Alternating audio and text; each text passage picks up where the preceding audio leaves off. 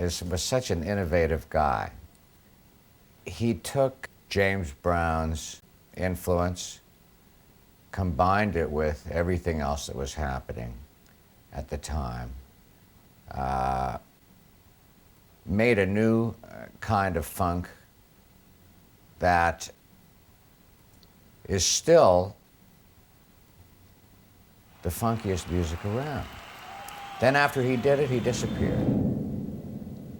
Came out one time to play with me and my band on the Letterman show in the early 80s. I think he may have seen the show. And he was absolutely fantastic. It was like a dream come true. I couldn't believe he was here. None of us could. It was when I had just a 4-piece band. He said, let's do some of my hits. You sing the first verse, you sing the second, I'll sing the third. It was like a dream come true. We ordered a clavinet for him. It came, it didn't work, you know, there was something wrong with it. He says, cool, hook a wah-wah pedal up to it, I'll be fine. Which he did. And, you know, it was just thrilling for all of us. And the next day, I called him at his hotel. And by the way, he was absolutely in perfect shape when he came, when he showed up to play. With no entourage or anything, came in a kind of a tracksuit, seemed very healthy, and could deal with it, you know, even the adversity of having his keyboard instrument not even work properly. He didn't care, he just wanted to funk. And I was so impressed that I called him at his hotel the next day and said, I just wanted to say what a great thrill it was to play with you and how terrific you were.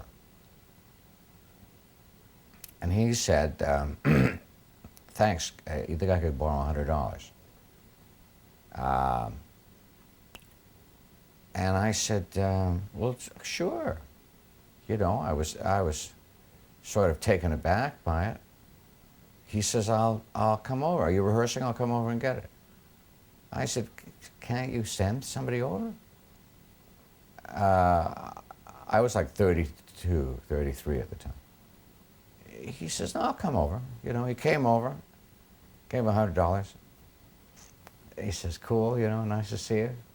And when he left, I said to myself, damn, you know, I'll never, Sly has conned me out of $100. I felt really stupid about it. Until 6 years later, after I had read that, you know, there were always Sly sightings in Los Angeles. There were some articles written about the fact that he was hanging out with Bobby Womack. Ooh, how interesting a combination, I thought. What an interesting musical combination. Anyway, Bobby Womack was booked to do the Letterman show. These were in the days when, you know, we were on late. We were on at 12:30. We had more freedom in our booking policy to book, you know, some of the classic greats of rhythm and blues and stuff. People that wouldn't necessarily be on the show now that we are a little bit more mainstream. But at that time, you know, we had Bobby Womack on the show, and Bobby Womack came walking into the studio,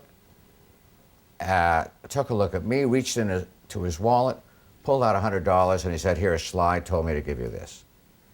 And I said, wow, you know, what a great, you know, 6 years had passed, and he hadn't forgotten, you know, so I was very impressed with that.